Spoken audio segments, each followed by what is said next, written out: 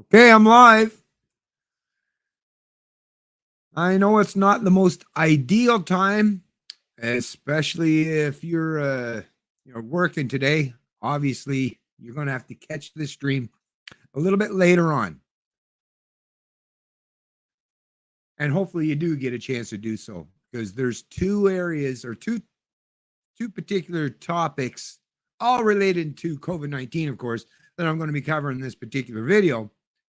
The first one is actually basically what the title of this stream is all about. And the second one is every bit as important and actually along the same lines type of stuff, folks, as it pertains to individual liberty and some facts as it pertains to this new COVID-19 vaccine for kids and how it's rolling out, how it's being touted, how it's being promoted. I mean, it's quite disturbing. I got to tell you, folks, just to listen to the way it's basically everyone I seem to be listening. Well, not everyone. There are outliers and exceptions, right? But most of those who represent the established media in this country, it's like, are you being paid? Is this a paid advertisement? Because the way it's being rolled out, even before it was actually authorized for use, you could see the lead up to it had a large portion of those who represent the establishment media and the political class, like I say, out there basically cheerleaders and promoters, basically advertisers for this vaccine, falling over themselves in anticipation and excitement for giving their kids a vaccine against something that is of no serious threat to the overwhelming majority of kids, as I proved, and based on the actual facts and statistics. And you want to see those, just look at my last live stream that I did, and there's lots of links to the sources in that live stream as well. And you'll see right from Statistics Canada's very website showing a 99.9% survival rate for kids 12 and under. Actually, the chart actually includes from kids from birth to 19. So even including, teenagers in that, you're still seeing a 99.9% survival rate if you get COVID for kids. So why everybody seems to be lining up behind each other in anticipation and vocally promoting and advertising these vaccines for kids, I have no idea. I have no idea why. I can come up with lots of hypotheticals and lots of things in my mind that I could speculate upon, but I can't say I know for certain what's going on in each and everyone's mind when they're touting these vaccines for kids. But let me get to the first particular story, and I know I'm probably not going to see a whole lot of people in the chat. Well, I'm hoping. Of course, I'm always hoping. But because of the time of the day, maybe not. But like I say, I'm just going to start getting right into it and see if I can cover as much of this stuff as possible. And that's another thing I want to point out. I'm going to be making standalone videos as well now that I have a little bit more time in my hands, because I know a lot of you folks not necessarily fans of long form live streams such as this and prefer to get your information in smaller bites, right? Like 5, 10, 15-minute videos. So I'm going to do my best to try to appeal or appease both types. But like I say, for now, let's just get to this particular article of the CBC News. And of course, you just know CBC News is going to be out front and center in terms of giving voice to those who have that collectivist and authoritarian mindset. Now, they won't ever. I mean, I'm still waiting, right, for CBC to roll out a submitted opinion piece by someone such as someone like myself, or someone who actually goes against the orthodoxy or the narrative, someone who actually challenges some of these premises and positions the so-called health experts and the pundit and political class have been putting forth.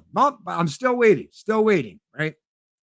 Fortunately, not holding my breath, or else I would have passed away myself a long ago, waiting for just such a thing to happen. But they're more than willing to roll out the red carpet and provide a platform for people such as this. And let me just read a little bit here. So the headline from this particular opinion piece submitted to the CBC: pandemics are different.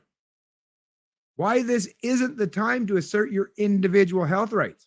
There are times when individual needs and rights take a back seat to the broader needs of society. Well, let me just put a real wrench in the spokes of this particular narrative, right? I would suggest that the greater good is individual liberty, right? So individual needs and rights are supposed to be apparently take a back seat to the broader needs of society. Well, the broader needs of society, I would suggest to this Dr. Corey Newdorf, the broader needs are things as vitally important as individual liberty. I mean, without your freedoms, without those fundamental rights, without individual liberty, what else is there really left in life, right? I mean, even just to have that pursuit of happiness, or those goals that so many of us have of having, a family of our own and raising kids and having loved ones in our life, all these things, right? Without liberty, the liberty to do these things or to live freely, once again, what good are the rest of the things that we desire or even require in society if we don't, at the very least, at the bare minimum, have freedom and liberty in our lives?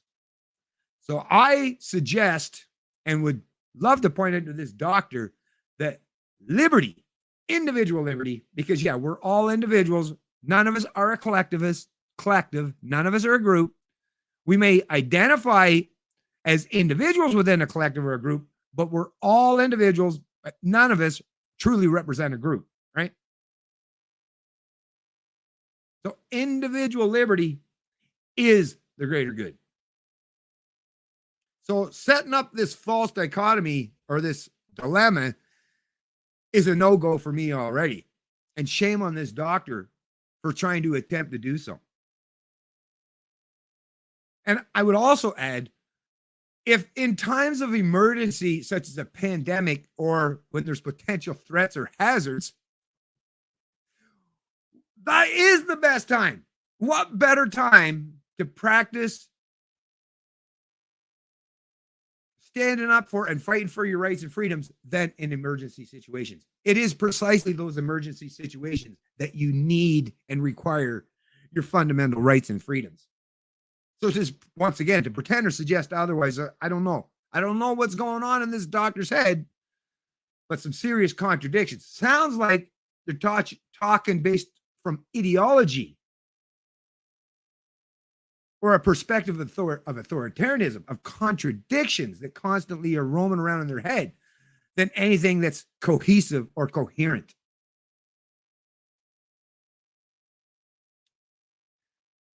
Anyways, like I say, so this is a submitted opinion piece by Corey Newdorf. And who's Corey Newdorf? Corey Newdorf is an interim senior medical health officer with the Saskatchewan Health Authority. Senior medical health officer with the Saskatchewan Health Authority. So not your typical frontline doctor per se, right? No, this is someone from the health authority. Anyways, let's just read a little bit of what this doctor has to say and why or what reasons or when we should somehow sacrifice our rights and freedoms, are inherent, inalienable. Because that's another thing too. If our rights and freedoms are inherent and inalienable, which they are, how do you just give them up? Or for that matter, why would you want to give up something that's inherent and inalienable and it's benefit all of humanity for as long as people have even attempted to strive to be free, right? Anyways, let's get to the article here. The COVID-19 pandemic is a global threat to society that governments and public health experts in various countries have fought in various ways, but all have required citizens to think beyond themselves to fight a common enemy. Well, first of all, so according to this doctor, the COVID-19 pandemic is a global threat that apparently governments and public health experts in various countries have fought in various ways, but all have required citizens. So are you suggesting that citizens haven't done anything to fight, COVID-19 against COVID-19 or dying or succumbing to from COVID-19? Are you suggesting that the only people that are doing anything are governments and health experts, which once again is redundant speech because those in Canada who are the public health experts are part of government. So apparently government's the only answer. And I guess Canadians are just too dumb and don't want, I don't know, just need some government official to tell them how they can survive a virus. Apparently, based on this doctor, or the rhetoric he's espousing, think beyond themselves. Right? Because if you're a parent or a grandparent or an uncle, like you're only thinking about yourself. You would never think about anyone outside of yourself, right? Like this is the thing. It's set like already. It's setting up that government and public health experts are just benevolent. They're just benevolent people who care about everyone else, not necessarily themselves, right? Just so benevolent, but the average person, the exact opposite of that, apparently. Holier than thou, you as the lowly citizen, apparently just the most, well, you're a deplorable, basically, just without using so many words. This has been complicated by social media propagating false dichotomies, extremist views, and distrust. I would say not social media, but established media. The very organization that you chose to submit your opinion piece to. But of course, you're going to say that social media, which is actually just a representation of each individual who has a presence on these social media platforms, which is truly democratic in nature because everybody actually is allowed to have a voice. We're all allowed to have a Facebook page, right? But it's social media's fault. It's all everyone's ability to speak openly and vocally and have their own opinion and to democratize these things, right? But no. It's the established media, which are closed off organizations, such as the CBC, who have actually now closed off even their comment section on their social media pages, so they're not allowing anyone to offer any alternative perspectives, narratives, or opinions, right? But no, you just have to trust them. And they're not the ones that are causing any division. No, CBC never spends any time in any of their articles or publications creating or stirring up any division among the populace, right? No, not at all, right? Like what in the anyways. In some cases, this has been encouraged by politicians politicizing a health crisis. Or it's also been encouraged by people such as yourself who are encouraging politicizing a health crisis, right? Oh, I'll admit the politicians are doing the same thing themselves, but hey, as you're pointing the finger at the politicians, keep in mind the fingers that are pointing back at you doing the exact same thing. Doctor. The end results have been a polarization of the population and the creation of unlikely allies in the name of a perceived encroachment on personal rights and freedoms. Polarization, like I say, who would be any more polarizing than the current hacks, or the majority of them who represent and comprise the established media or the established ruling class in this country, or a lot of other countries as well. Well, let's just stick with Canada, see as how that's the country you and I live in. And of course, the perceived encroachment on personal rights and freedoms. Hell, Doc, newsflash, news alert. You really should be paying attention to stuff, especially if you're going to vocalize your opinion or your perspective on these things. Is actually even provincial and federal governments have admitted that they're encroaching on our fundamental rights and freedoms by initiating or enacting these emergency orders. Using Section 33, the notwithstanding clause, they admit that they're encroaching on our fundamental rights and freedoms. So, once again, what kind of political game are you playing here, Doc? This creates the perfect conditions for continued spread of COVID-19. No, I would suggest what creates the perfect conditions for continued spread of COVID-19 is the fact that a virus strives to reproduce itself. That's what viruses do, right? And people going about their daily lives means that these kind of things are going to happen. Now, the ones who are vulnerable, who need to be protected, just like with the common cold or the flu, yeah, you need to isolate. You may even need to quarantine these people. But for the healthy people or those who choose voluntarily to accept the very, very, very, very minor risk, especially if you're a younger person with no comorbidities, yeah, they should be. That's the point.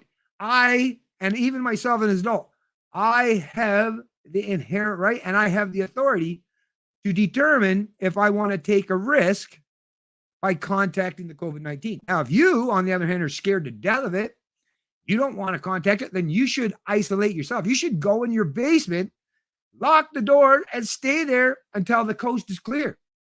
Not try to infringe on my inherent and inalienable fundamental rights and freedoms. We don't live in isolation. No, we don't. In a pandemic, but you know what? For those of you who are scared of your own shadow, let me just recommend right now. All your answers can be solved by simply, going to your local jail or prison and asking them to allow you to stay in these facilities for as long as you deem necessary or until you feel it's safe. Because I'll tell you, you are definitely isolated there. You will definitely, be secure, right? They'll definitely do everything they can to keep yourself isolated. As a matter of fact, you can ask to be in 23-hour lockdown if you want, right? You can go into full-on quarantine if you want. You'll have 3 meals provided to you. You have your roof over your head provided for. You'll have food in your belly provided for. Basically, all the things that these big government statists or advocates of big government constantly yearn and strive for, well, it's all right there. All you got to do is go to jail and you'll be protected, safe, and secure, right? And provided for.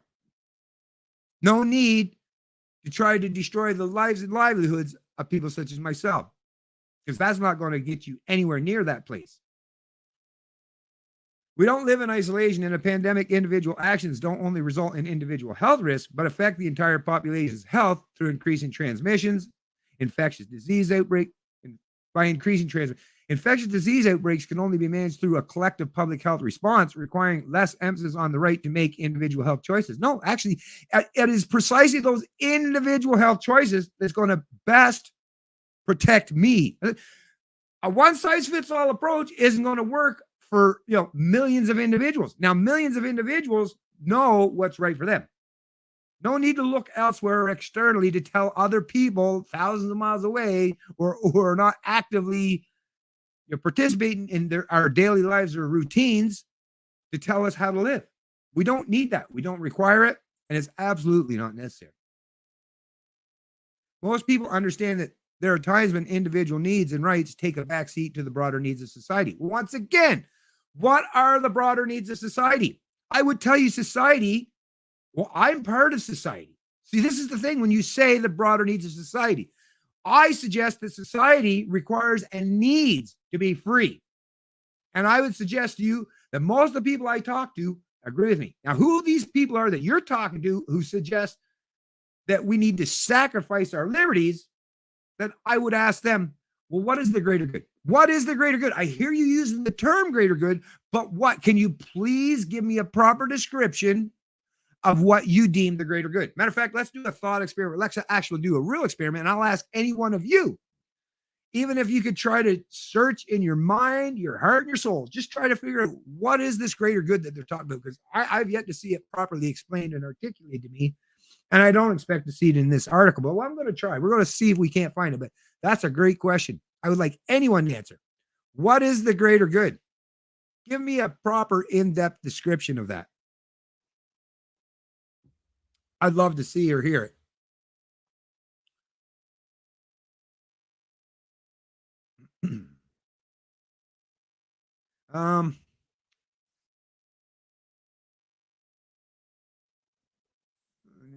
Proportionally collective response. Act upon by governments have been in.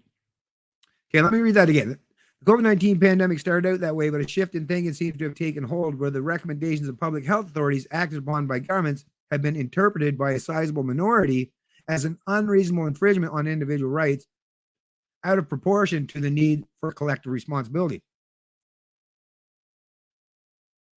So, first of all, let's just deal with this. Where the recommendations of public health authorities, people who represent government, acted upon by those very, just a different department of government. But what is government? Once again, folks, what is government?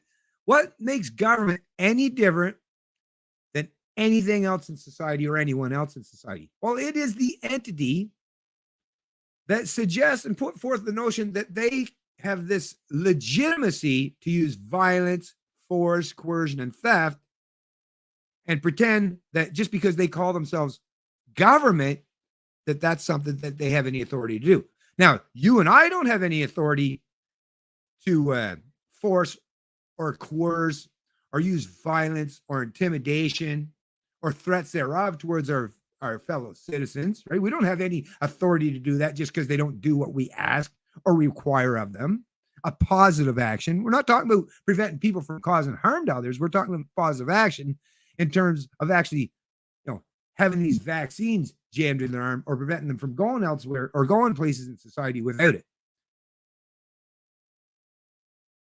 And this collective responsibility, once again, individuals, only individuals can be responsible. There's no such thing as collective responsibility. There's only individuals being responsible, whether it's one individual or a million individuals. They're all individuals. So there's no such thing as collective responsibility without individual responsibility.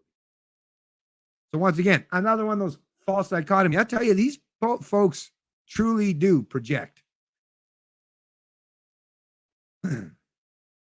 Conspiracy theories. See, here's where we go. See, this is where argument already lost. The minute you have to resort to just pulling stuff like calling people conspiracy theorists or suggesting that they just create conspiracy theories. It's a way to try to persuade the general public that people like myself don't actually know what we're talking about, that we just sit around with a tinfoil hat on our head, right? Coming up with crazy ideas or notions. When in reality, once again, if that was the case, if they actually believed that, they would bring people like myself onto their programs and put on public display just how conspiratorial and deceptive and how much liars we truly are. But they won't do that. Why? Because it would destroy their narrative entirely. Completely quash it, wouldn't it? Conspiracy theories, lies, and pseudo-scientific misinformation campaigns are aimed at increasing distrust in science or governments. First of all, science is not this monolith, right? Where it's like it's not a person. Science, there's the scientific method, and science is based off the scientific method. And the scientific method requires that you challenge. You have to. That's the point of science. Science is not an ideology. It's not a dogma. So science doesn't mind being challenged. Matter of fact, all advancements in scientific knowledge and pursuits came as a result of debunking old science, right?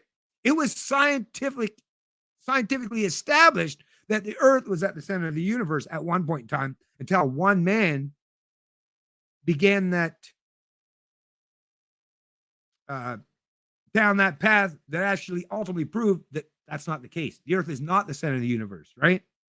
But it was scientific consensus. It was scientific knowledge at the time that the earth was the center of the universe. And think about how many other times. I mean, even just the other day, a report came out about breasts, the mammograms, and how it was settled science at one point in time that no, women don't have to show up at a certain age group or whatever to get mammograms on a yearly basis because it's deemed unnecessary.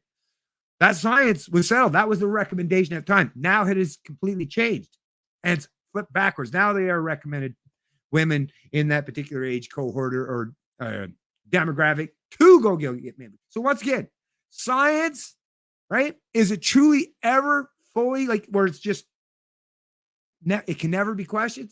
I would suggest no.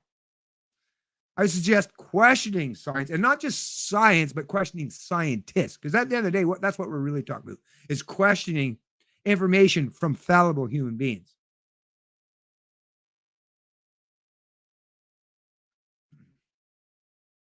By falsely reframing the need for a collective pandemic response into an individual rights issue, we create the perfect conditions for the pandemic to drag on, prolong the need for restrictions and mandates. Well, these restrictions and mandates have been in place and imposed on the people for a long time now. And now we have vaccine uptake and to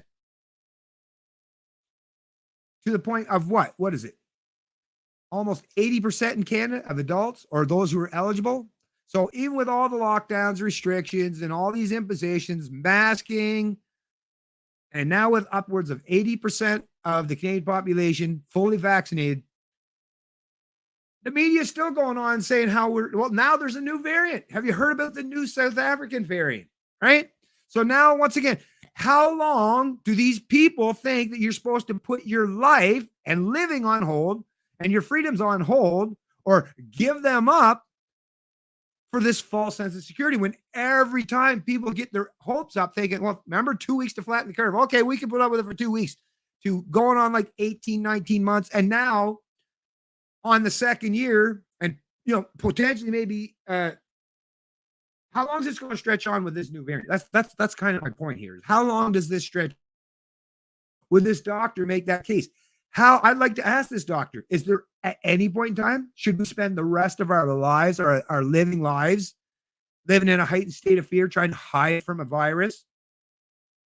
Is that at some point in time, is there going to be at any point in time, or would there be any point in time that this doctor would say, you know what? Yeah, we just can't continue on destroying the livelihoods, the lives, and the freedoms of millions of people when it doesn't seem to be actually working. Because that's the other thing I would point out to this doctor. None of this shit, none of these mandates, none of these lockdowns, none of these restrictions, none of the fines, all that stuff, all the impositions on the Canadian population, combined with this massive uptake by the sheeple to get their vax, to get themselves double vaxxed and all that, none of it has stopped it. So these utopian thinkers, like these are pure utopians.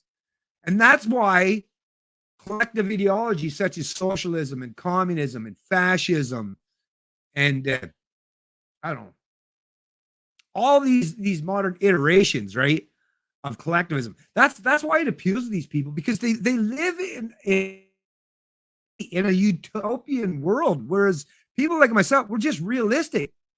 We just deal with facts. We just deal with reality, whether it's appealing to us or not. We just have to deal with facts. And that's another thing about the Austrian School of Economics and the free market. It's just people acknowledging that humans are fallible and nothing like what you could study or conjure up in a theoretical lab type setting or environment, right? No. Humans in their natural state are nothing like some of the modeling or some of these scenarios that have been painted by some of these, like I say, utopians. It is recognized that access to common infrastructure, goods, and services such as roads, public education, health, and social services creates a more stable society and should be financed collectively. Sure, I agree, but of course, I'm going to finish this off. But let's see. We all have to abide by rules to ensure society functions safely and somewhat predictably. Traffic laws, property laws, and criminal laws ensure our individual rights are maintained by imposing restrictions on what others can do that negatively impact us. So let's go with this first one. I agree that all these things that we use in common, these common goods such as roads or public education, well, first of all, you don't need public education. But education for people, yes, it should be, we're going to have to pay for it, or social services or health. But the difference is here, see, this doctor doesn't want to acknowledge the fact that actually these things that are financed collectively, they're financed as a result of force, of theft, right? Taxation is theft. Have you ever agreed for all these things? Did you ever agree to pay for all the times that government has imposed a financial burden on you? I haven't. I know you haven't, and neither have most Canadians. And even the ones that advocate for and support that stuff, if they were honest with themselves, would say, no, I have not. I've never written a blank check to government and said, here, just spend whatever you, or take whatever you deem or see fit or worthy, right? No. So it's that. So this is a doctor that's once again completely willing to deny the ethical implications of this finance collectively, right? Not even willing to even touch that third rail, right? Hoping that you're too stupid or naive to even point this stuff out. Fortunately, there are people like myself who will help you in that regards, right? Or help others. You folks are good, but I can definitely help others and many other Canadians. But when this thing, traffic laws, property laws, and criminal laws ensure our individual rights are maintained by imposing restrictions on what others can do that negatively impact us. So this doctor, see how this is acting as if that traffic laws, property laws, and criminal laws ensure our individual rights are maintained. So apparently this doctor is suggesting that individual rights are quite important after all, right? So what a contradiction once again.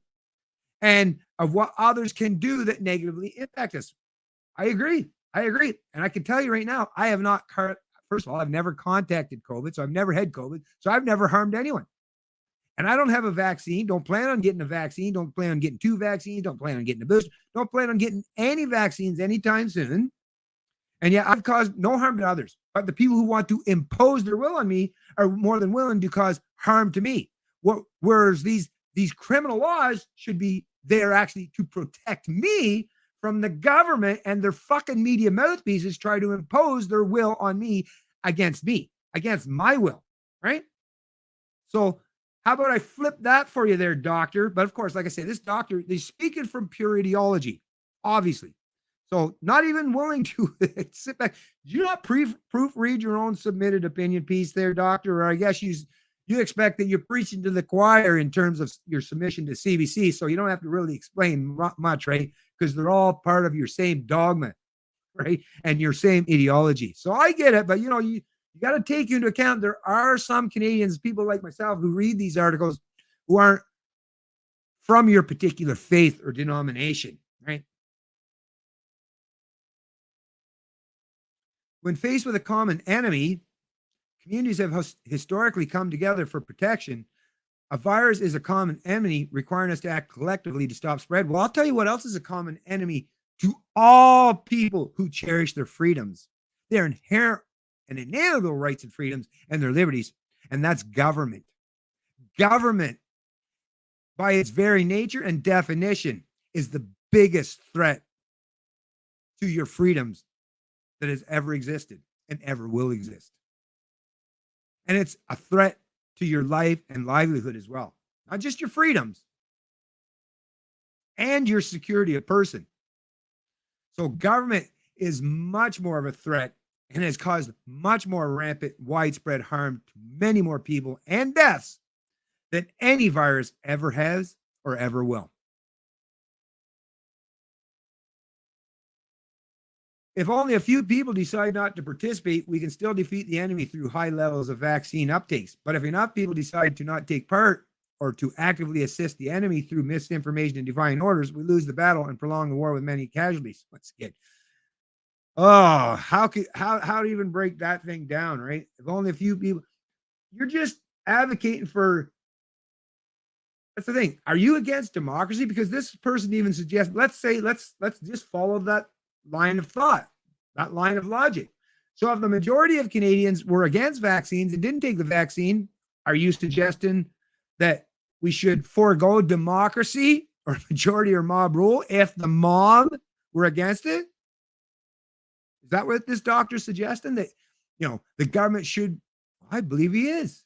I believe that is precisely, whether it's a majority or a minority. This is the thing. This person doesn't respect majority rights, democracy, or minority rights. So what is it, Doc? Pick your poison. You got to take one, right? Apparently, you're very confused and confounded. Understandably so, because you've been spending far too much time, in bureaucratic positions and not enough time learning about what liberty is all about in the first place. This pandemic has seen an incredibly fast scientific response to the virus. In unprecedented time, we have discovered the cause, ways to prevent exposure, provide supportive therapy, and develop effective and safe vaccines. Rather than waiting for decades for the virus to burn itself out, taking a large proportion of the population with it, we can stop it in a fraction of the time with far fewer casualties. Oh, you can you? Based on the evidence so far, you just admitted, look, you threw everything but the kitchen sink at it, and yet it's continued to apparently get even worse. New variants, new scarier variants are coming to light or coming to surface. And we're in our, 4th or 5th wave coming up soon. So doesn't seem to be working very well. Talk about prolonging the crisis, right? I would suggest that if we just protected the vulnerable, isolated and quarantined those people, and let the rest of society get on with their goddamn lives, I would suggest that we would have fast-tracked this mess and been on the other side of it long before now. But this is only possible if we continue to act collectively or take advantage of these tools. People are acting collectively and taking advantage of these tools, but it's not working.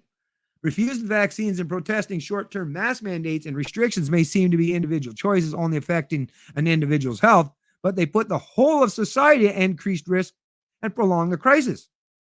So wait a minute. By refusing the vaccine and protesting mask mandates and restrictions, that apparently, so refusing vaccines and protesting these mask mandates put the whole society at risk and prolong the crisis. Well, first of all, by me not having a vaccine, I haven't had a vaccine and I'm refusing the vaccine. And you know what? I can tell you, I haven't put anybody's health at risk. Not one, zero. And I've never had COVID during this entire time. So how could I put other people at risk? I can't. So that's bullshit. Absolute bullshit. And what was the other one? Oh, and by protesting, these people are putting the whole society at increased risk. Well, first of all, I've watched some of these protests, and the protesters, some of them are masked, some of them are not. But all the protesters are outside. They're not protesting indoors. They're protesting outside, usually on streets or in a park or somewhere, right? Wide open spaces. And the only people that they could be possibly put in at any risk are people who chose to be in and around those people. Adults. Right? So if you chose to go to a protest, right, then you chose to accept that responsibility and the possibility that you may get COVID. So how are you putting the rest of society at risk? The only people that you're putting at risk are that portion of society who are willing to take that risk. The ones in society who don't want to take that risk, well, stay the fuck away from the protesters. Like I say, self-isolate, quarantine your ass in your basement. You'll be okay, right? Unbelievable. It is just unbelievable the rhetoric being used by this. Like I say, this is a doctor.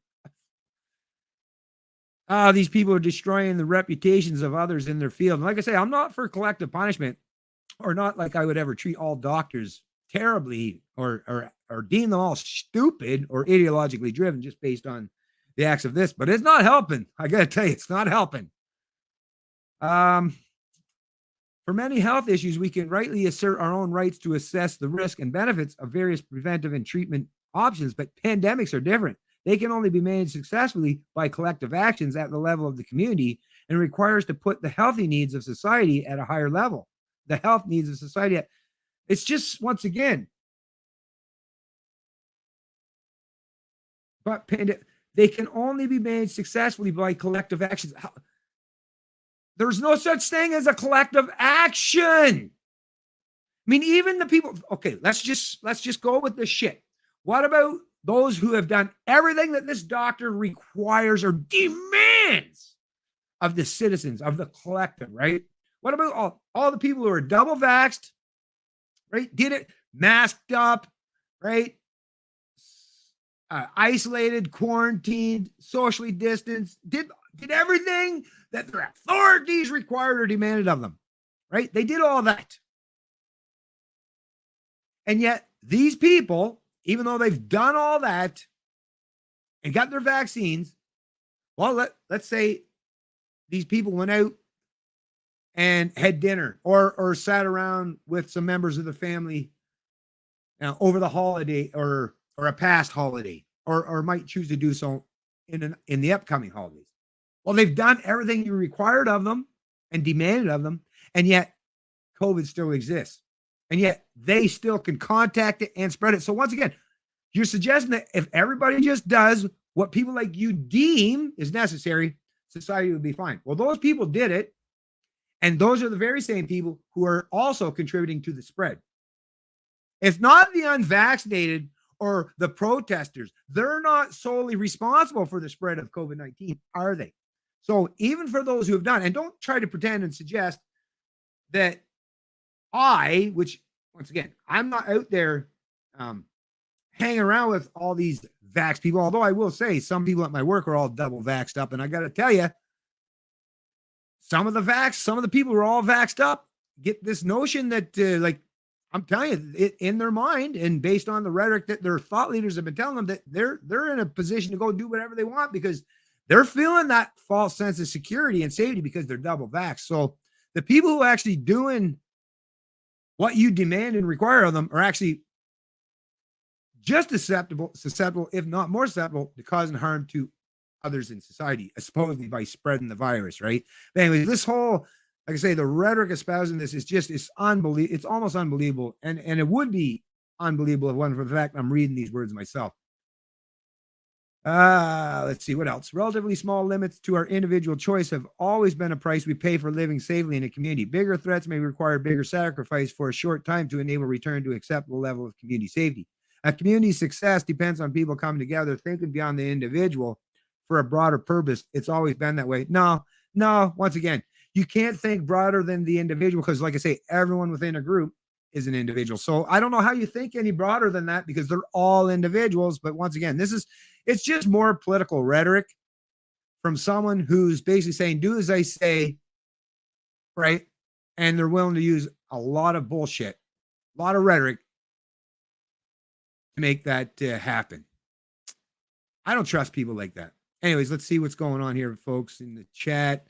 See, there's a few folks who have streamed in here or trickled in. Thank you very much. Oh, I see new. That's a great name. What's your opinion on anarcho capitalism? Big fan.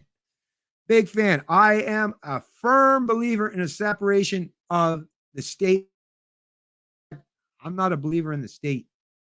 I reject that particular form of mysticism that's built on, pure abstract impossibilities. Literally. Once again, back to the 4-question quest for freedom. And if you look through my past videos from many years ago, can prove that. It's not just my opinion, folks. Once again, if I don't have any legal or ethical or moral authority or legitimate authority, right, to force anyone else to do whatever I dictate or demand, or neither does me and a friend of mine have any authority. Like I don't have authority to tell, let's say new here, this person new here. If I don't have the authority to dictate how you should live, nor do I have the authority to take any portion of your income against your will or without your express and implied permission, otherwise that'd be considered theft, right? Or it'd be abuse or assault. Like if I forced you by using threats of force, by intimidation, coercion, all that stuff, it would all be deemed illegitimate and not an actual genuine authority that I possess. If we all know that to be the fact, well, how can I delegate, right? That's the thing. People suggest that in a democracy, well, the citizens delegate these authorities to these politicians by voting for them. Well, if I don't have that authority to begin with, then how the hell do I delegate an authority that I don't possess onto someone else? It's impossible. It's literally impossible, folks. But once again, the mysticists, the statists, the ones who constantly remove the areas of your mind that actually thinks critically about these things, like I say, they're more than willing to use this kind of rhetoric. But once again, it can be proven quite easily and quite readily that, yeah, the authority that they suggest they have are impossible. There's no way they can achieve or attain these authorities. Because once again, an individual cannot grant an authority that they don't possess themselves onto another individual or another group. It's an impossible scenario. But in terms of anarcho-capitalism, which is just people, right? It's voluntary. It means not using force, not using threats of force, not using theft, right? I'm a big fan of anarcho-capitalism. So thanks for asking the question. There's your answer. The illusion of liberty. Yeah, good point there, Kevin Hayes. I'm learning that freedom, liberty, and security of person is open for interpretation. Our charter is a sad joke. Well, the problem with the charter is, once again, it's a document written by a bunch of politicians or people who sought to be your rulers, right? So they left a little disclaimer in there for themselves. But once again, if you just use logic, just pure logic and objective reality as the basis for your understanding, rather than rhetoric or ideology, you'll come to the same conclusion that every other libertarian or anarchist or voluntist has ever come to realize is, yeah, it's impossible. No human being has the authority to dictate and control other human beings' lives or to take from them any amount of their income. against their will or without their express implied permission. Therefore, and because you don't have that authority, you can't delegate that authority to any other individual or any other group. That's just the reality. That's just facts. And like I say, I love getting status minds, heads exploding by just pointing out that very simple reality. But even though it's simple, until you've actually had someone explain it to you, most people have no idea. Most people have no idea about these things. But there it is. It's right there. Ignorance truly is bliss, folks, but it also causes and is quite detrimental, for not just themselves, but everyone else in society. Understand education, proper education, understand what freedom and liberty is all about is so vitally important. They are using a pandemic as a last effort for total domination. Well, it sure seems like that. Let's see what Gerald Legault. Love your program. Glad to see you pop up every once in a while. Hey, thank you very much, Gerald, and I really appreciate you joining the stream. And if you haven't already, hit that thumbs up. I really appreciate that. And subscribe to the channel and hit that bell icon and hit all for all notifications so you can be notified when I start a new live stream or upload a new video. But thank you very kindly. Hello, everyone from Miracle Beach, BC. Nice. That sounds like a pretty nice place. Helen Healer, Alma Bay, FPV. Well, thank you very much, Healer. And hopefully you've liked this video and have subscribed to the channel as well. Anyways, so like I say, folks, that's just one. That's the main story I wanted to get to, because once again, I just know there's lots of Canadians who are going to read that submitted opinion piece and fall for some of that rhetoric, hook, line, sinker. But they won't be able to do so if they at least have the opportunity to listen to this live stream and hear different opinion or alternative perspective. So let's go on to now. Here's the other aspect, or the whole thing that I wanted to cover, and this is really important. So as you know, the kids vaccine, the vaccine for kids 5 to 11, is now available and being put in the arms of children in Canada. And you've also heard the rhetoric, the promotion, and the nonstop advertising as such by many of those who represent the healthcare fields or those in the media or the political class. But what you may not be fully privy to or aware is exactly and precisely what this NACI statement actually contains. Because the way the media has been setting it up is this report, like this new vaccine, well, you've heard the way they've rolled it out, and they're telling, just get your kids out there, do it for the greater good, right? Don't just do it for them, do it for the rest of society or the greater good. Well, I'll tell you, the very people who studied this and who are part of authorizing its use, have a lot different things to say, and something that I haven't seen anyone in the establishment media promoting or pointing out, which is why I'll do it instead. And that is that no, this vaccine for kids isn't something that's being, endorsed or touted quite so ambitiously as some of those, like I say, who represent the establishment media and the established ruling class. Now, I have, let's see, hold on.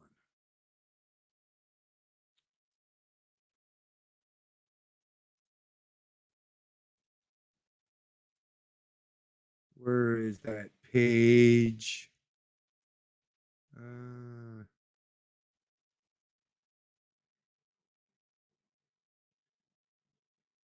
Trying to find, there we go. So let me bring this up. So it's Canada content. Okay, I'm going to bring this up here, folks, because this I think is really, really important. Share.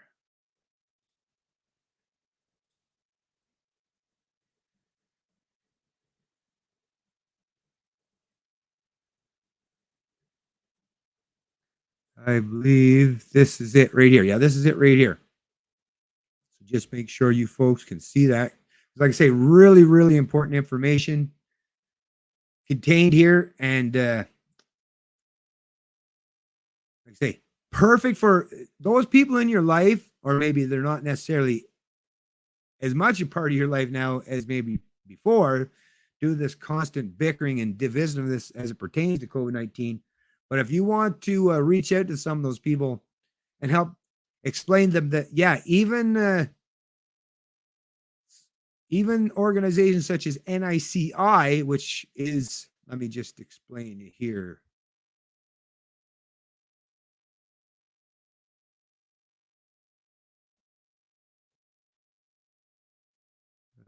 Where did it go?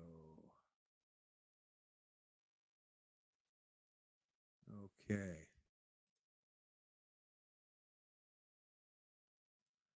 Okay, let's scroll up to the top here. So yeah, so this is from, when I say NACI, that is the National Advisory Committee on Immunization. So this is the institution that has released the guidance as it pertains to this vaccine for kids 5 to 11. And like I say, they're called the National Advisory Committee on Immunization. And let's just read this, because like I say, a lot of people won't even bother going to the trouble of actually reading it, but you know I will. And when you read it, you'll find out that actually the established media is massively misrepresenting what's in this report. So let's just start here. This is basically page 11. It's showing 12 of 24, but as you can see, 11 here, it basically goes on. It goes, once you get down, scroll towards the bottom, or I guess that's at the bottom, is it? So that's at the bottom is 11. So it's basically page 11. For some reason, when you get down here, this is 12. It's just catching it in its purview, I guess. But basically, it's basically page 11. If you scroll down to page 11 of 24 in this report, and this report will definitely be linked in the description of this live stream. But if you scroll down here to, like I say, around page 11, where it says the heading, Ethics Consideration on the Use of the Pfizer BioNTech COVID-19 Vaccine in Children 5 to 11 years of age. Or was there something up top that I should read? No, let's just start here, because there's quite a bit of that I got to get to in this. So anyways, the guiding consideration for COVID-19 pediatric vaccine recommendations should be whether vaccination is in children's best interest. Decisions regarding pediatric COVID-19 vaccination programs should not only evaluate the direct and indirect benefits and risk of vaccination in this age group, but also consider principles such as the precautionary principle, equity, trust, and proportionality. There are multiple and intersecting uncertainties at play, including those related to the impact of COVID-19 on children's health, the long-term effectiveness of vaccination in this age group, potential safety concerns, e.g., uncertainty around the risk of myocarditis and pericarditis, and the future progression of the pandemic, including the emergence of variants of concern. While it is not, now listen to this, folks, while it is not justified to vaccinate children only to benefit others, the indirect population level benefits of vaccination can also benefit children. So it even states specifically in here, while it is not justified to vaccinate children only to benefit others, right? But how many times have we heard those in the establishment media and some of those who represent the established political class using and touting this thing? Well, even if you don't feel your kids are going to be harmed by COVID-19, well, you still should get them the vaccine. They still should have the vaccine to protect others, right? How many times have we heard that said, not just for adults, but even for children now, that they must sacrifice themselves for the greater good or for others? When in reality, this committee themselves have even stated it is not justified to vaccinate children only to benefit others. Not justified. And yet this is one of the main purposes and reasons that the media are using and why the kids need to get vaccinated today is to protect others, right? So the media, the establishment media, and the establishment ruling class in this country are actually going against and completely misrepresenting the advice of this organization. This, what's it called again? Let me get the name of it again. The National Advisory Committee on Immunization. Anyways, let me continue on, folks. The overall safety and effectiveness data are limited for children. While it is justifiable to make recommendations based on available data for children 5 to 11 years of age, including following the dosing intervals associated with the clinical trial data, the precautionary principle also justifies taking action under conditions of scientific uncertainty to mitigate vaccine-related risks, including through active post-market surveillance. This includes using data available from other age groups and applying vaccination principles. Generally, a vaccination program is justified if its anticipated benefits outweigh its potential risk. Children aged 5 to 11 years are unlikely to be deemed capable of consenting to vaccination, and decisions related to their vaccination will likely be made by parents or guardians. Given the short-term uncertainties surrounding pediatric vaccinations at this time, children and their parents or guardians should be supported and respected in their decisions regarding COVID-19 vaccinations for the child. Whatever decision they make, it should not be stigmatized for accepting or not accepting the vaccination offer. There it is, right there, folks, in your face. And I'll tell you, like I say, this is an excellent example of something that you can use against all those people who are constantly touting that you gotta get your kids vaccinated, right? And promoting as such. Because even here, even NACI is saying, let me read again. Given the short-term uncertainties surrounding pediatric vaccination at this time, children and their parents or guardians should be supported and respected in their decisions regarding COVID-19 vaccinations for the child. Whatever decisions they make, and should not be stigmatized for accepting or not accepting the vaccination offer. And once again, that is not only should they obviously not be, but think about this, how it pertains to how that article. I don't know if you folks seen it. Let me see if I still have it up. I may or may not. I don't believe I do actually, but I'm not sure if you're aware. And if I'm thinking of it, I'll try to bring it up in terms of. Let me see. Vaccine mandate to go to school, because that was Canada. Wonder if that was wait, this might be right here, November 18th, 2021.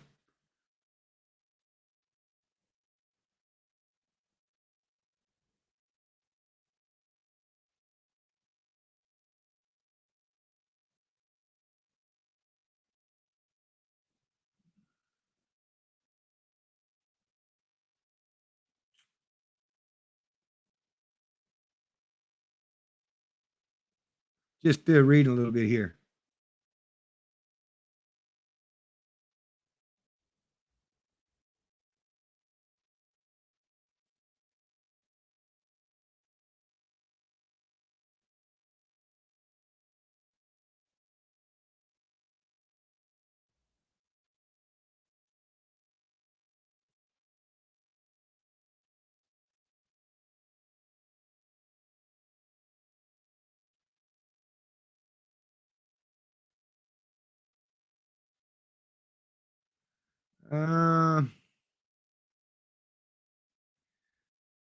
Well, I can't.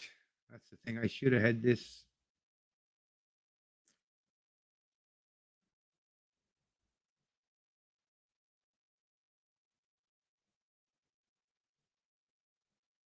Anyways, folks, let me just stick with this. Like I say, I'll try to look for it later when I'm not actually doing my live stream. But yeah, actually, let me write that down so I don't forget. Fine. find article about vaccine passports school. Actually, yeah, maybe I should have put passports instead of mandates. Yeah, vaccine passports.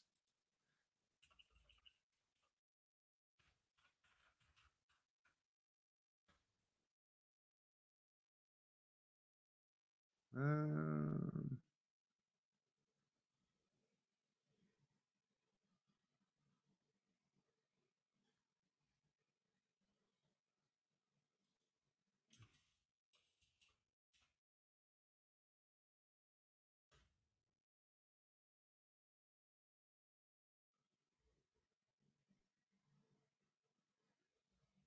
oh, here it is. It was in National Post. Okay, there it was. Okay, so I will be. It was in National Post. Oh, I'm actually now that I remember, yeah, that was the one that. Let me just bring this up for you here, folks, because yeah, like I say, it was the one that I showed in my last live stream, but I'll show it in this one, and I'll definitely place a link to it in the live stream.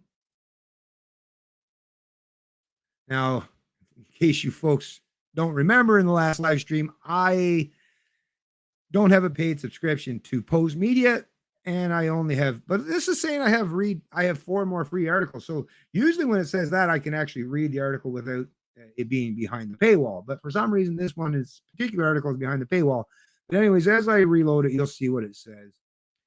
Poll finds strong support for vaccine passports for children. Support for requiring COVID-19 vaccinations to attend school came in at 64% among people with children at home. So this is a media source already touting vaccine passports for school children, folks.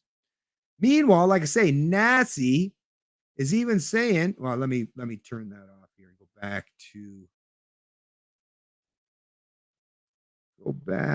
to the original this study or this report. There we go. So back to, but as you once again back to here. So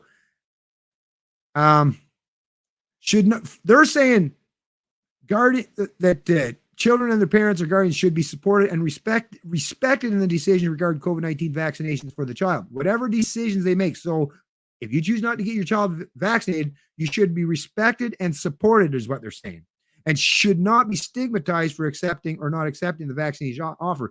And obviously, if you include it into that, would also include have to have a vaccine passport to go to school or to do anything out in the public, right? Because if they're already suggesting not to stigmatize them and to support them here, well, you know they're definitely against a vaccine passport because that would go against everything that they're touting. So right here, right from NACI's own study and recommendations suggest that no. So the media, the hacks in the established media, or at least the overwhelming majority of them, or the plurality of them, are out there going directly against the recommendations of NACI. So who's truly, right, not just stirring up division needlessly, but going to cause more harm, right? People who don't want to get vaccinated but are still proactive and out there trying to, make sure they're protecting themselves and others, or the ones who are out there basically trying to stigmatize, intimidate, and bully and coerce not just adults, but kids to get a vaccine that they don't need and that they, especially for kids 0 to 19, have a 99.9% survival rate from. And we're going to continue on here, folks.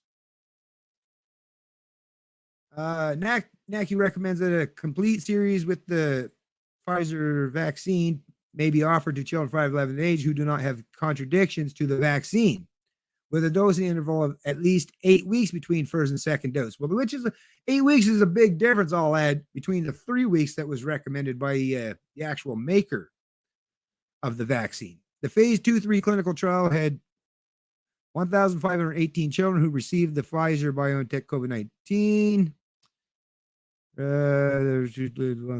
Okay. and 750. Get more into the technical aspect of this stuff, so I won't really get too much into it. Any uncommon, rare, or very rare AE that occurs at all frequency less often than 1 in 1,000 would not be detected with this trial size. NACI will closely review emergent evidence and will update. So basically, what this is alluding to as well is that even while it's they're showing quite effective and minimal in terms of negative reactions to the vaccine, the sampling size is much too small and the time frame is much too short to actually have any proof of the any potential hazards or dangers and especially in anything that's frequency less often than 1 in 1,000.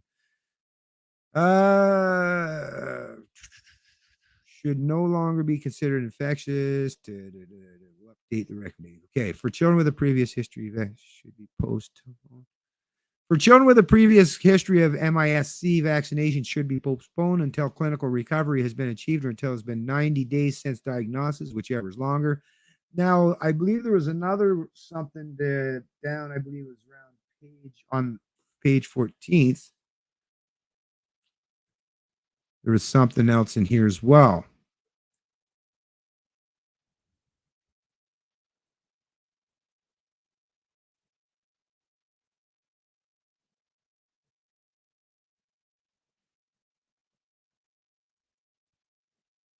Was it under the additional considerations?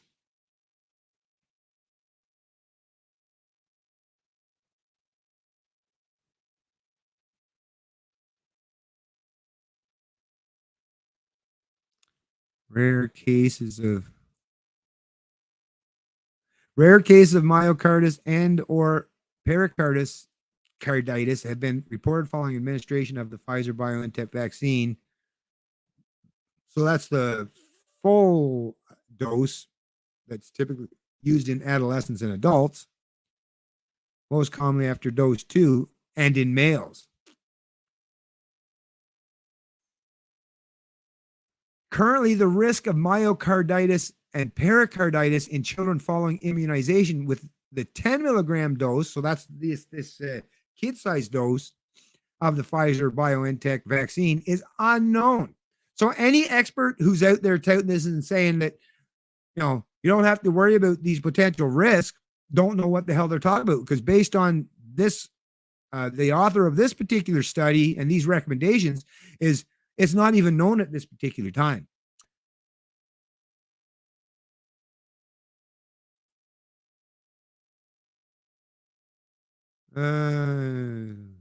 Real world evidence in large pediatric is required to provide risk estimate.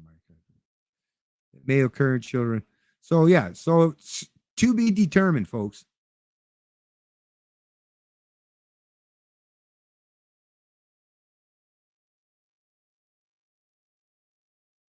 As a precautionary measure and consistent with the current recommendations for adolescents and adults, the second dose of the mRNA COVID-19 vaccine series should be deferred to children who experience myocarditis or pericarditis following the first dose of the Pfizer BioNTech vaccine until more information is available. Children who have a history of myocarditis unrelated to vaccination should consult their clinical team for individual consideration and recommendations. So once again, mandating vaccines is going to be and has the potential to be quite detrimental to these folks, right? Okay.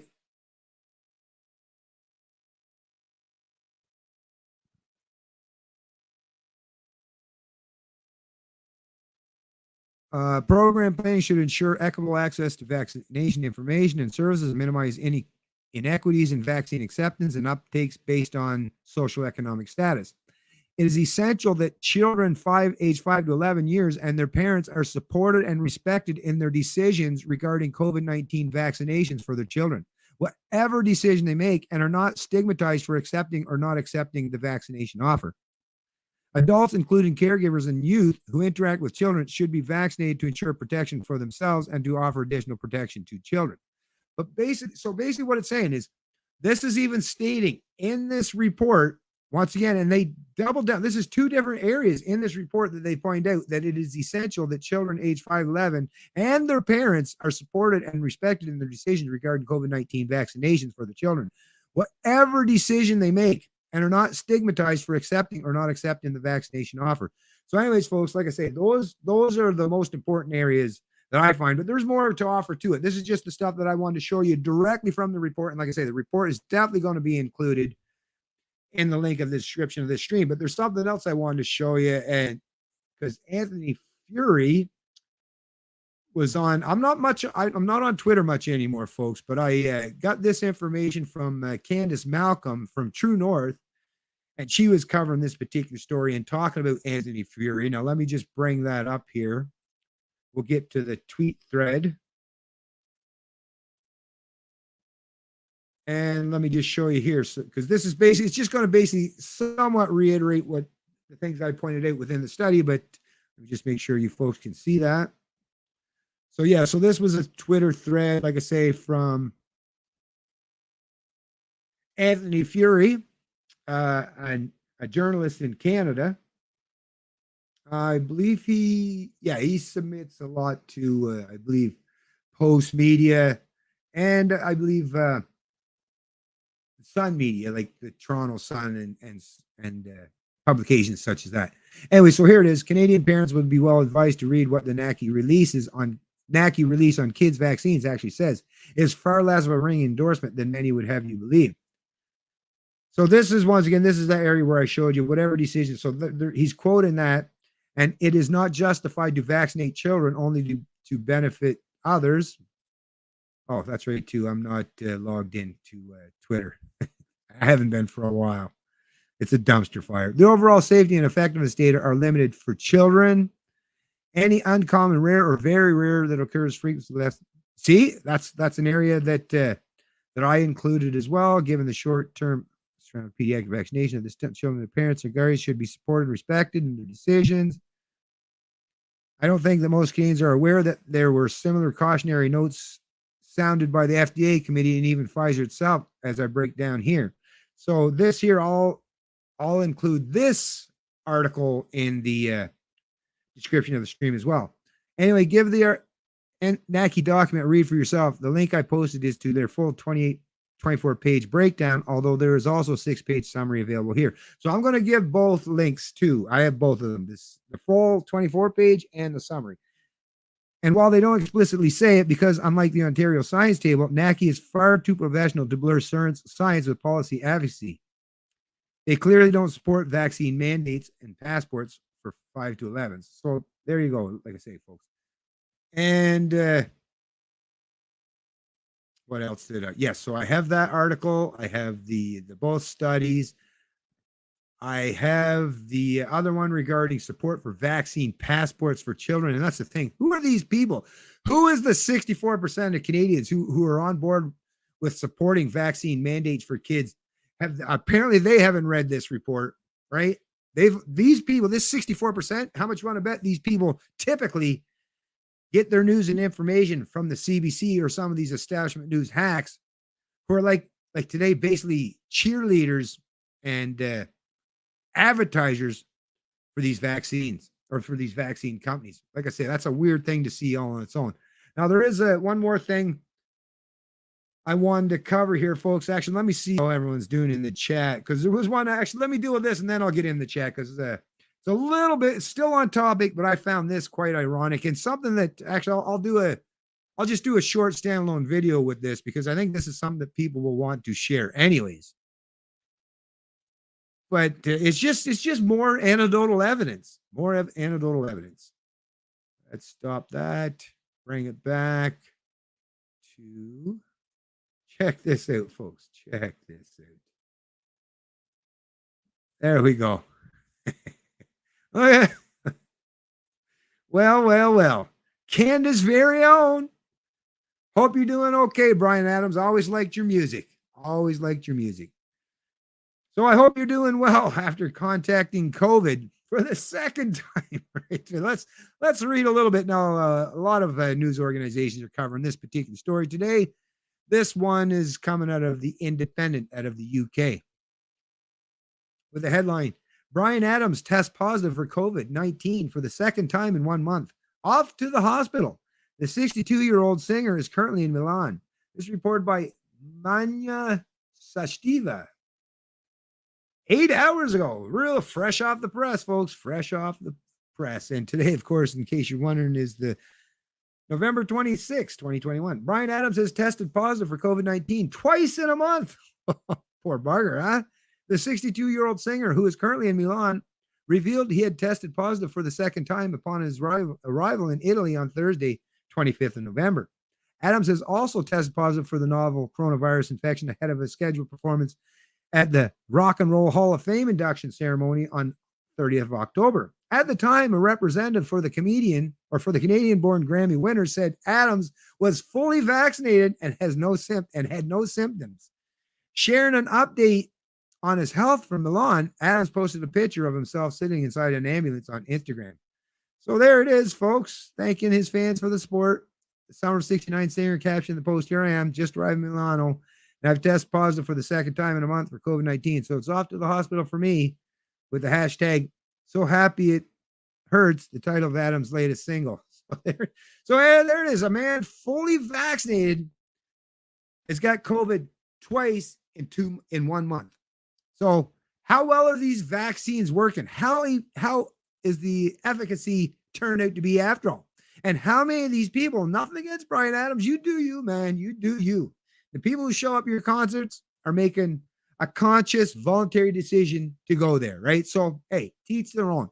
But I just got to point out once again, here's someone double vaxxed up, fully protected, apparently, right? Plus, a man that's a pretty healthy dude and not showing many symptoms, but apparently can spread it. And this is the thing, right? This is the thing with this whole thing with the double vaxxed and believing that they're bulletproof or whatever. Well, apparently not. Because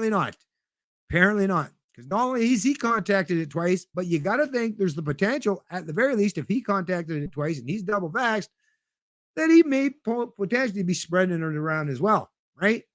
Now, I'm not suggesting that we should lock up Bryan Adams or place him in quarantine. I'm just pointing out once again the hypocrisy of turning societies into basically two different classes: those who are vaccinated and allowed to do whatever they want, and those who aren't and are micromanaged, restricted, surveilled, and refrained or prevented from being able to go to the movies or go to a concert or go have something to eat in a restaurant, right?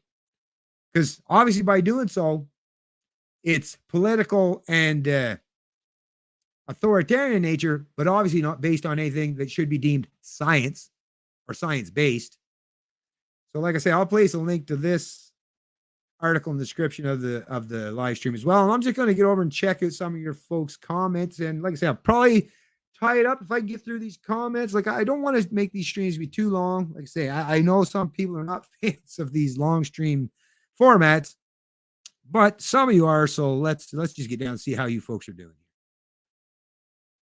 Way down to the bottom. So my condolences at David. Oh, what happened? Whoa, what happened? Sorry, Jay, I'll pray for you. I'm prepared to do the same. Another person I know, I've died after the jab. I'm not doing it ever. Dang.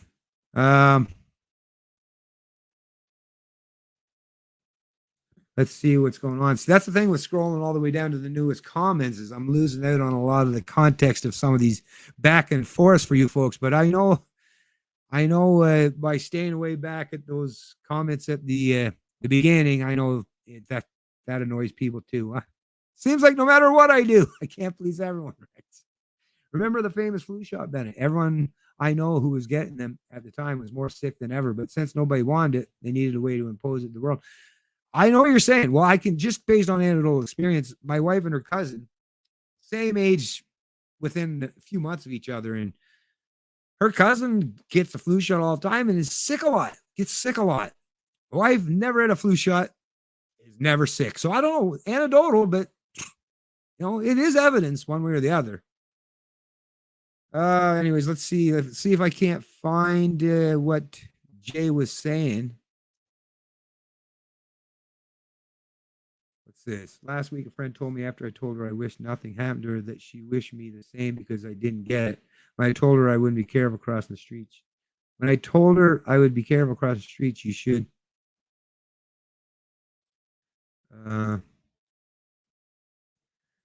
CBC began shadow ban. Yeah, I know all about that. I don't comment on CBC It's just terrible that they won't allow people to offer different perspectives. And you know darn well that's the biggest problem with society these days is people. And the reason why people are stuck in their echo chambers is because we're not allowed to, cross each other's paths anymore, right? We were not allowed to interact with each other, right? We all have to somehow, and like I say, maybe some of the algorithms do that too, but of course, we're humans. We have autonomy and we have choice. So the algorithms may try to do that, but we have the ability and the autonomy that if we want to discuss or reach across party lines or even in our real lives talk with others. But no, this, like I say, media is really ramping up the division and responsible for a lot of this stuff. And basically by silencing or stifling voices such as Tame Thing or myself, they're actually making double down and making things worse, right? How can you trust people who are willing to rip out your tongue, right? They're just words. Just allow us to say our words, right? Anyways, like I say, trying to find out. Elitists think they're entitled to rule your business, your travel, your money, your body, your children. They need to be reminded that they are entitled to nothing of yours. I agree. Tame Thing. I'm pretty sure they get that from people like myself. But yeah, as you suggest, a lot of Canadians aren't sending that same message. Yeah.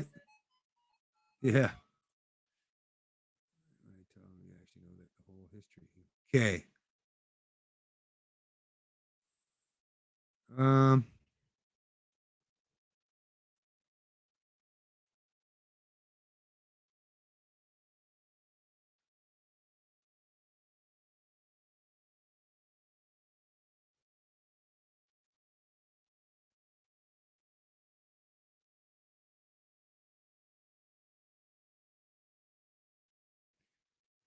um, hey, Verbal Armament. Hello there. Thank you for joining the stream. Like I say, thanks to all you folks who have joined the stream. And if you wouldn't mind, folks, please hit the old thumbs up button. Gonna try to get this old channel. Hopefully, I would love to be able to get back to where, I can get access to a lot more Canadians than just a couple hundred. Not that I don't appreciate you couple hundred people or 200 or 300 people that typically watch my live streams, but as you know, there are a lot of Canadians that we need to reach out to, and I'm going to try my best to continue to do so. Anyways, I can't. I'm having a difficult time finding the particular comment, but that's okay. That's fine. That's fine. Like I say, I'll just scroll back down to the bottom.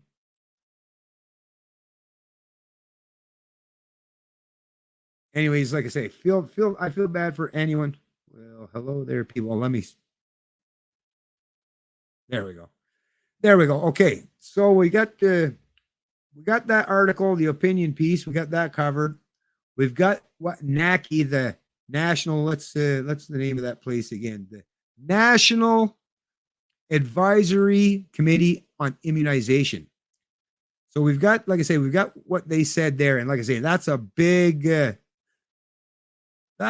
huge thing, folks. Like I say, share this video or any other video or live stream or anything. Like I say, I'll even probably do a standalone video just to cover this so you have something to share that's not in such long form, because I really think it's really, really important to get this kind of information out there, because I think if Canadians realize that even the national whatever of on immunology, committee on immunology, if they realize that even they are saying they don't want mandates, people should be forced or bullied or imitated in taking the vaccine, and especially in particular kids, and all the other information that kind of goes against the dominant narrative of the day. Really important. And I'll actually even place a link to this Twitter exchange there. I'll put a link to that as well. But I think this stream is pretty well served its purpose. So I'm going to tie it up for now, folks. And like I say, I plan on doing another live stream here soon. What's today? Friday, right? Yeah, I'll probably at least one day this weekend, I'm going to do another live stream, and hopefully I'll have a guest, maybe a guest or two, or maybe more, or anyone else who's willing to join me.